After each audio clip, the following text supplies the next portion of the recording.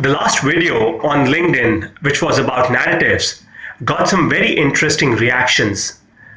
The top question that I received on LinkedIn from an SME owner was, it's interesting to think about narratives and not about content marketing or purely push marketing towards our customers. It's interesting that it is forcing us to shift from our usual way of thinking of engaging the customers. But how do I measure a narrative? How do I measure the ROI of a narrative? And this, of course, is really, really important. This is how you measure a narrative. Fundamentally, a narrative is supposed to create and ignite conversations.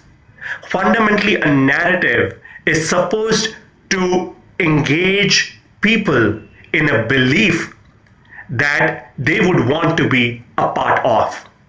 And that's precisely how you measure the success of a narrative. It is about how many conversations does a narrative ultimately begin for you. And remember, also realize that every social platform today in the world is about conversations fundamentally.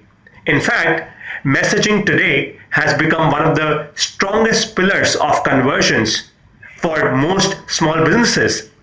And that is why products like Drift, and that is why suite of products like Zoho and Google ultimately allow you to message your customers a lot more often. This is why today most business for small businesses that happens in India is via WhatsApp. So what you need to realize is this: once you spend quality time in building a strong narrative about your business, a narrative that truly engages your customer in your belief system, that's when more and more and more people would want to speak with you, would want to talk to you. But ensure that that speaking and that talking does not begin with a landing page on your website. That's not a conversation. A conversation is when someone would reach out to you on your LinkedIn profile, exactly how people reached out to me after seeing the last video. To understand how do you create a strong narrative about your business, reach out to UNCV and of course me on LinkedIn. I wish you luck.